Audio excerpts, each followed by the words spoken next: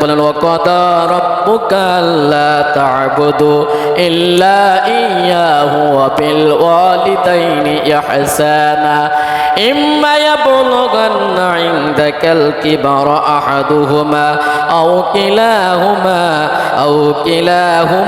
ফালা তাকুল লাহুমা উফফিন ওয়ালা তানহারহুমা ওয়া কুল লাহুমা কাওলান কারীমা وقل لهما قولا كريما واخفض لهما جناح الذل من الرحمة صبر وقل رب ارحمهما كما ربياني صغيرا ও প্রাণপ্রিয় ভাইরা ও যুবক ভাইরা পিতা মাতার উপর জুলুম যদি করা হয় তাহলে আপনার কপাল কিন্তু খারাপ আছে ইহকালো পরকালো।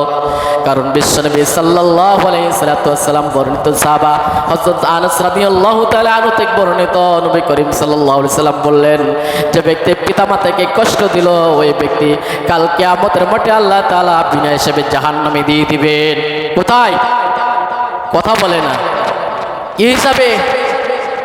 বিনা হিসাব পর্যন্ত আল্লাহ তাআলা কোনো হিসাব নেবে না, জাহান্নামে দেবে আর বিনা হিসাবে জাহান্নামে। এখানে দুটো কথা আছে। বিনা হিসাব মানে কি?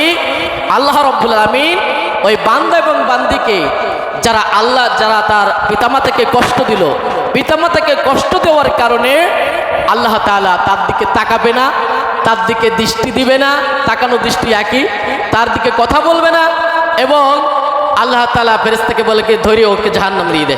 কোথায় দিয়ে দে? কোথায় দিয়ে দেবে? জাহান্নামে। তাহলে পিতামাতাকে কষ্ট দেওয়া যাবে কি না?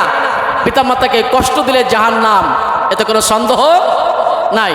আবার পিতামাতাকে যদি আপনি জুলুম না করে পিতামাতার প্রতি যদি আপনি সদয় হন, পিতামাতাকে যদি আপনি ভালো ব্যবহার করেন, পিতামাতাকে যদি অপর স্থানে রাখেন, তাহলে পিতামাতার অপর স্থানে রাখলে আল্লাহ তাআলা আপনার বরকত বাড়িয়ে দিবেন। সুবহানাল্লাহ। একটা ঘটনা মনে পড়ে গেল, একটা গল্প। একজনের 3 ছেলে। কয় ছেলে? 3 ছেলে। বড়, মেজো আর ছোট। বড়, মেজো আর ছোট। যেহেতু বাপ মা হলো বৃদ্ধ আর তিনজন বিবাহ করেছে। 3 জন একটা বৈঠকে বসে বলছে ভাই আমরা তো 3 জন এক জায়গায় আছি, আমরা একটু ভাগাভাগি করে নিই। কি করে নেবো? আমরা একটু ভাগাভাগি করে নেবো। পাশে ছিল এক চাচা। 3 ভাতিজার ভাগাভাগি দেখছেন। বড় ভাই বলছে যেহেতু বাবা মা তো বৃদ্ধ হয়ে গেছে, কাজ তো করতে পারে না, তাহলে আমরা ভাগাভাগি করে নিই। কি ভাগাভাগি? তা বাবা মা প্রথম 10 দিন আমার দিকে, তারপরে 10 দিন মেজো ভাইয়ের দিকে, শেষের 10 দিন ছোট ভাইয়ের দিকে। তাহলে কয়দিন হলো? 1 মাস 30 দিন। তখন মেজো ভাই বলল বড় ভাই তুমি তো কথা বললে, ঠিক আছে আমি একটু কথা বলবো, মনে চাইলে শোনো, না চাইলে না শোনো, এটা আমি দাবি রাখছি। তা কি কথা? তাই 10 দিন দরকার নেই, 3 জনে 3 মাস, 3 জনে 3 মাস। তো বড় ভাই বলছে এটাও ঠিক আছে, যুক্তি তো ঠিক আছে। তখন ছোট ভাই বলল বড় ভাইয়ের কথা তো 10 দিন, মেজো ভাইয়ের কথা 1 মাস, আমি একটু কথা বলবো, যদি আমার কথা বলার পারমিশন দাও বড় ভাই। তবে ঠিক আছে বলো। তো পারমিশন হলো যে আমি 10 দিনের পক্ষে না, 1 মাসের পক্ষে না, আমি হলাম সারা জীবনের পক্ষে। যদি সমস্যা হয় তাহলে আমি মনে করছি যে ওই বাপ মাকে আমি যতদিন বেঁচে থাকবো বাপ মা আমার দিকে খাবে। সুবহানাল্লাহ বলবেন না? তখন বড় ভাইয়ের মেজো ভাই চিন্তা করলেন আহারে ভালোই তো একটা সুযোগ পেয়েছি, সুযোগ পাইনি। তখন বলল বড় ভাই এমনি কৌশল করে বলল ঠিক আছে তুমি যেহেতু ছোট ভাই, তোমার আবদার কি আমরা না রাখি পারি? তোমার আবদার তো রাখবই। ঠিক আছে তুমি যেহেতু এত আবদার করে বলছো, ঠিক আছে এই বাবা মা তোমার কাছে দিয়ে দিলাম। পাশে ছিল কে? চাচা বলল ভাতিজা ওপরের 2টা যেমন বলদ, তুমি তার চাইতে বেশি বলদ। বলে কেন চাচা? তাই এই জন্য যে তারা 10 দিন 1 মাস এরকম ভাগ করতে নিচ্ছিল, তুমি সারা জীবনের জন্য নিয়ে নিলে। তখন ছোট ভাই বলল চাচা আমি জানতো আপনি বুদ্ধিমান, কিন্তু আপনি যেমন বলদ তার চাইতে বলদ আমার 2 ভাই। তা কেমনে? তো এই জন্য যে পিতামাতাকে যখন খাওয়ানো হবে, পিতামাতা যত খাবে ততই আল্লাহর পক্ষ থেকে রহমত নাজিল করবেন। সুবহানাল্লাহ। সেই পিতামাতাকে কষ্ট দেয়, আছে না নাই? প্রাণপ্রিয় উপস্থিতি, পিতামাতাকে কষ্ট দেওয়া যাবে না, কারণ বিশ্বনবী সাল্লাল্লাহু আলাইহি সাল্লামের একজন সাহাবা নাম হলো আকলামা। কি নাম? আকলামা। আকলামা রাদিয়াল্লাহু তাআলা আনহু আল্লাহ রাসূলের কাছে ছিলেন সদা সর্বদা, একদম নিকটতম সাহাবা। আকলামা রাদিয়াল্লাহু তাআলা আনহু এত কাছে থাকা সত্ত্বেও যখন মৃত্যু অন্তিম কালে আসলো, আকলামাকে কালেমা পড়াই দেওয়ার কথা বললো, কিন্তু আকলামার মুখ থেকে কালেমা বাইর হলো না। শুধুমাত্র বাইর হলো না, তার মাকে কষ্ট দেওয়ার কারণে। কাকে কষ্ট দেওয়ার কারণে? পরবর্তী থেকে মা, অনেক লম্বা ঘটনা আপনারা জানেন, পরবর্তীতে মা তাকে মাফ করে দিয়ে দিল, তার মুখ থেকে কালেমা বাইর হলো। সুবহানাল্লাহ। এটা দুনিয়া। এরপরে আখিরাতে কি? মুসা আলাইহিস সালাতু ওয়াস সালাম আল্লাহকে বললেন, আল্লাহ আমি তো পাওয়ারফুল নবী। কি নবী? আমি তো পাওয়ারফুল নবী। আমাকে যখন জান্নাতে দিবা, জান্নাতে দেওয়ার পরে আমার সঙ্গে এমন পাওয়ারফুল ব্যক্তি তো থাকা উচিত না? তখন আল্লাহ বললেন, হ্যাঁ উচিত। তখন বললেন, মুসা আলাইহিস সালাম বললেন, আমার সাথে কে থাকবে?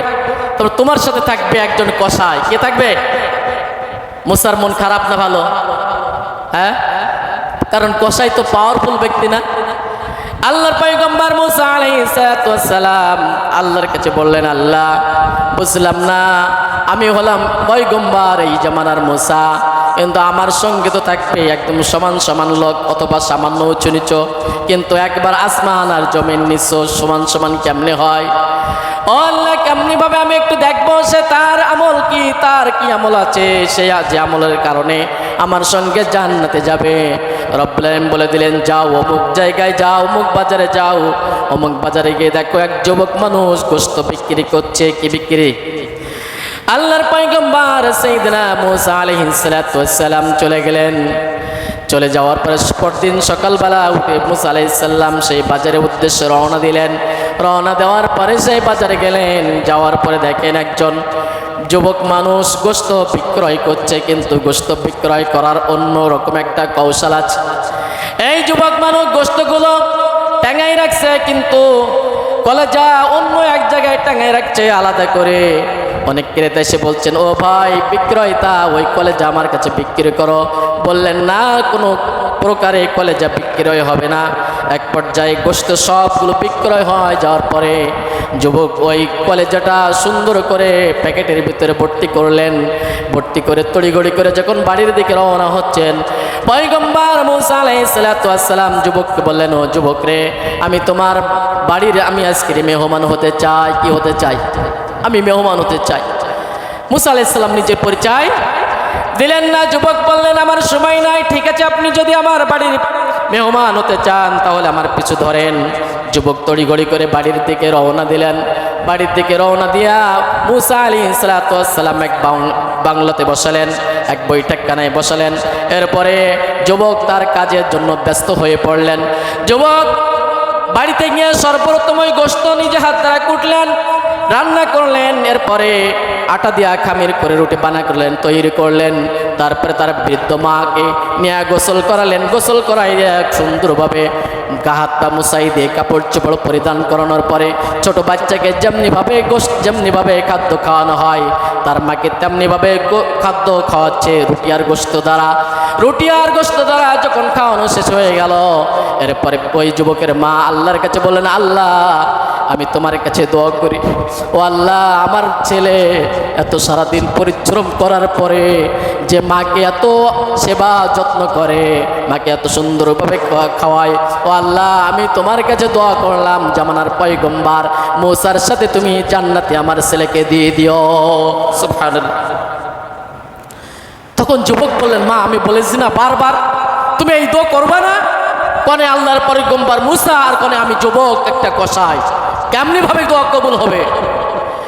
আল্লাহর পয়গম্বর সাইয়েদনা মুসা আলাইহিস সালাতু ওয়াস সালাম সব কিছু দেখলেন। মুসা আলাইহিস সালাতু ওয়াস সালাম গিয়ে যুবককে বললেন, ও যুবক রে, এটা কে? বললেন, এটা হলো আমার মা। আর তুমি হলো কে? এটা হলো আমি তার সন্তান। আমি ছাড়া তার আর এই দুনিয়ায় কেউ নাই, আর আমার মা ছাড়া দুনিয়ায় আর কেউ নাই। এবার যুবককে বললেন, যুবক রে, তুমি কি জন্য তোমার মার সাথে বলা বলি করছো? যুবক বললেন, ও মেহমান, এটা আমার আপনার বিষয় না। তখন সাইয়েদিনা মূসা আলাইহিস সালাম বললেন, তারপরে শুনি। এবার যুবক বললেন, আমার মা বারবার দৈনন্দিন দোয়া করে জামানার পয়গম্বর মূসার সাথে জান্নাত আল্লাহ তুমি দিয়ে দিও। এই কথা বলার পরে মূসা আলাইহিস সালাম যুবককে বললেন, ও যুবক রে, মনে করো আল্লাহ তাআলা তোমার মায়ের দোয়া এটাও কবুল করে নিয়েছেন। আমি হলাম জামানার পয়গম্বর সাইয়েদিনা মূসা আলাইহিস সালাম। সুবহানাল্লাহ। এই জন্য রব্বুল আলামিন বলেন, ওয়া কাদা রাব্বুকা আল্লা তা'বুদুনা ইল্লা ইয়্যাহু ওয়া বিল ওয়ালিদাইনি ইহসানা।